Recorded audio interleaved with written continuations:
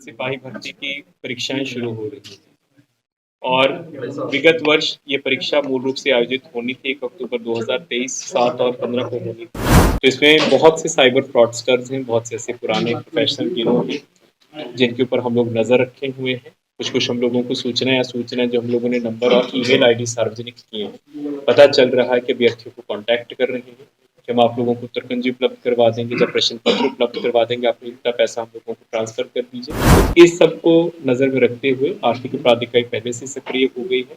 हम लोगों ने 3 दिनों से लगातार हम लोगों ने एक स्पेशल ड्राइव कराई है। इस क्रम में जो पूर्व में परीक्षा लीक में शामिल अपराधी हैं, चाहे वो भागे हुए हैं या फिर अभी बेल पे हैं, उनका सत्यापन किया गया है। नमस्कार, आप देख रहे हैं NBC 24। मैं हूं अजय शर्मा। आपको बता दें कि बिहार पुलिस परीक्षा कल से स्टार्ट होने वाली है और कल 7 अगस्त है और 6 चरणों में यह बिहार पुलिस परीक्षा लिया जाएगा, जिसके लिए पूरी तरीके से EOU आर्थिक अपराध इकाई ने अपनी कमर कस ली है।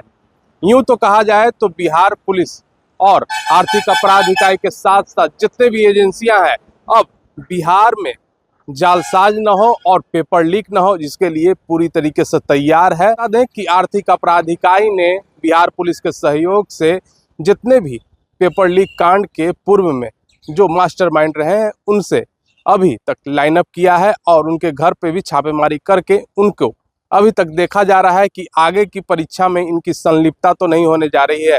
और जितने भी बिहार में जहां जहां भी सेंटर दिए जा रहे हैं, उस जगह को पूरी तरीके से EOU आर्थिक अपराध इकाई और बिहार पुलिस के द्वारा निगरानी किया जा रहा है। जितने भी सोशल मीडिया प्लेटफॉर्म है, उन्हें पूरी तरीके से खंगाला जा रहा है कि आपत्तिजनक टिप्पणी कोई न कर दे, जिसके लिए पूरी तरीके से अब पुलिस चौकस है। और इस पर क्या विशेष जानकारी दे रहे हैं EOU के DIG मानवजीत सिंह ढिल्लो, जरा देखें। सिपाही भर्ती की परीक्षाएं शुरू हो रही हैं और विगत वर्ष ये परीक्षा मूल रूप से आयोजित होनी थी 1 अक्टूबर 2023 7 और 15 को होनी थी, लेकिन पहले ही पाली की परीक्षा और द्वितीय पाली की परीक्षा समय पूर्व उसके जो उत्तर कुंजी थी वो सोशल मीडिया पर वायरल हो गई थी, जिसकी वजह से परीक्षा को स्थगित करना पड़ा था।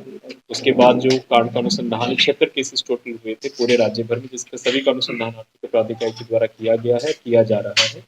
इसी क्रम में कल से 7 तारीख से परीक्षाएं पुनः शुरू हो रही हैं। 6 चरणों में परीक्षाएं होंगी। 28 तारीख तक इसी माह में इन परीक्षाओं का आयोजन किया जा रहा है केंद्रीय चयन परिषद सिपाही भर्ती के द्वारा।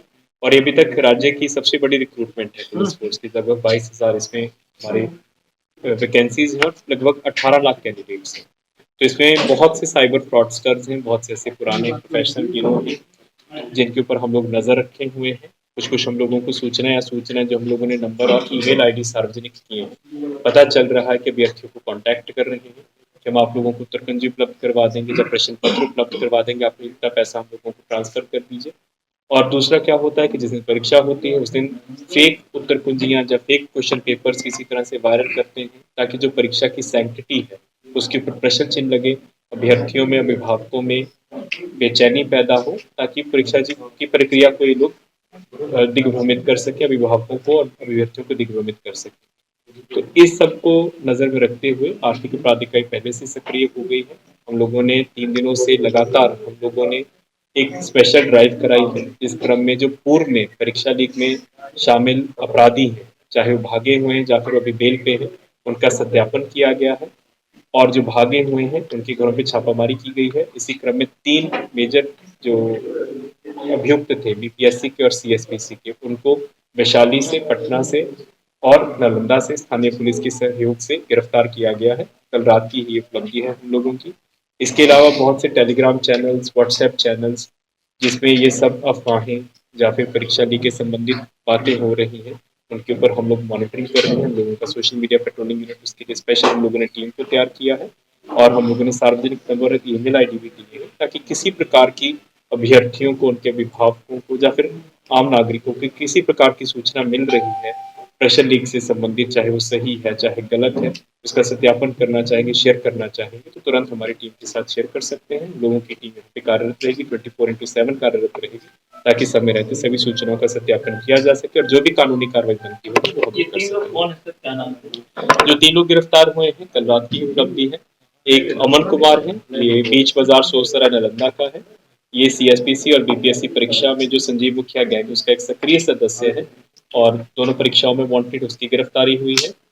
एक वैशाली के बिदुपुर से सुचिंदर उसकी गिरफ्तारी सुचिंदर कुमार की गिरफ्तारी हुई है। ये बीपीएससी टीआरई परीक्षा में अभियुक्त है और जो विशाल चरसिया गैंग है जो कि उड़ीसा पब्लिक सर्विस कमीशन और दिल्ली सब इंस्पेक्टर सिपाही भर्तियों के मामले में पहले भी जेल जा चुका है और वर्तमान में बीपीएससी परीक्षा लीक में ब्योर जेल में है। उस ग्रुप का ये सक्रिय सदस्य है और बहुत इंपॉर्टेंट सदस्य, उसकी गिरफ्तारी हुई। और तीसरा करण कुमार जो कि मूल रूप से नालंदा का रहने वाले हैं, अभी यहाँ पे मारूफगंज मालसलामी पटना में रह रहा था, उसकी गिरफ्तारी हुई है। ये सीएसपीसी जो सिपाही भर्ती की परीक्षा लीक हुई थी और बीपीएससी की जो परीक्षा लीक हुई थी, दोनों में संजीव शिव मुखिया गैंग का सक्रिय सदस्य है और जो भी फिरार चल रहा था इसकी गिरफ्तारी कर। अब तक कुल कितने लोग गिरफ्तारी हुई है? बीपीएससी में अभी तक अगर हम लोग देखें तो लगभग 350 लोगों की गिरफ्तारी हुई है और सीएसपी की परीक्षाओं में लगभग टोटल 76 केसेस हैं।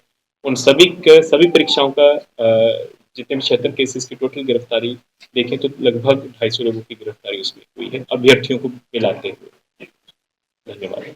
तो जाहिर सी बात है ईओयू के डीआईजी मानवजीत सिंह ढिल्लों ने साफ तरीके से कह दिया है कि 7 तारीख से जो बिहार पुलिस में पेपर की परीक्षा होने जा बिहार पुलिस की परीक्षा होने जा रही है, इसका पेपर लीक न हो, जिसके लिए पूरी तरीके से बिहार पुलिस और आर्थिक अपराध इकाई ने तैयारियां कर ली है। यह परीक्षा पूरी तरीके से कदाचार हो, उसके लिए बिहार पुलिस और ईओयू ने पूरी तरीके से तैयारियां कर ली है।